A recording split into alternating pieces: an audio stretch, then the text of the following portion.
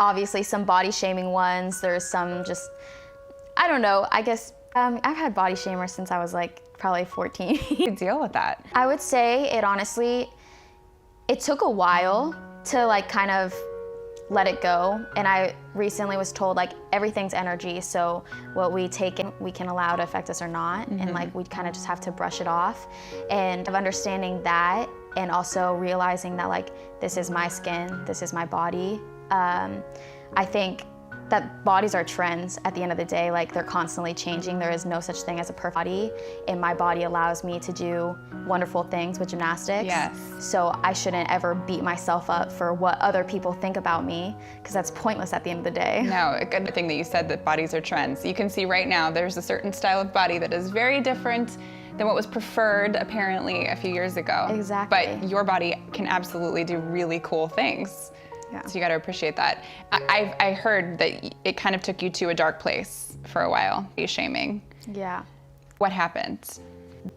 My coaches would kind of put it, was not the best way you could get someone to understand that about their body. So we weren't educated ever on like food and healthy foods and what to eat and what not to. It was more like, don't eat, you look like an elephant, you look like you swallowed a pig. You had coaches tell you that?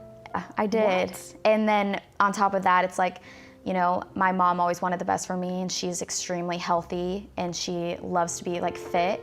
And so she would get on my case a lot. And then even then, like internet people too, they're like, oh, too much pizza, and like put all the emojis, all stuff like that. It was just insane. They're like, you're so good, but you don't look like a gymnast. And so, and that was, yeah, so me and my friends would create like sick jokes before we even understood what we were doing with our bodies. So we'd be like 12 years old, like, okay, let's see who can eat under 500 calories today. And we'd like come into the gym and measure our legs, and if we didn't get halfway up them and be able to fit our hands around, we'd be like, we can't eat the rest of the day. Stuff like that, and like step on the scale like 6 times a day, like before practice, during practice, after practice, and then come into the second practice and do the same thing over.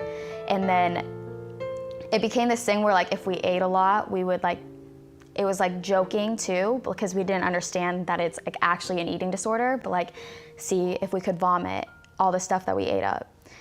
And I would even like go home and I wouldn't eat like most of the day, so at night I would get super hungry. And then if I ate like what I thought was too much, I'd like go jump rope and like do abs and like exercise until I felt like I was good enough to go to sleep that night. Do you feel like this is something that happens in gymnastics more than we really know? I think it happens more in life everywhere than we know, because people don't talk about it. So I would say it's not just an issue of athletes or gymnasts, but everywhere. Just dealing with like a body issue. How did you come out of that? I would say I wrote a decent amount. You wrote? Yeah. So I'd write about it, and then I'd also, I don't know, because I had probably problems up until a couple years ago. And like coming to college, I realized that I had to take control of my own body and my own feelings and my own like mind and accept like everything that I had.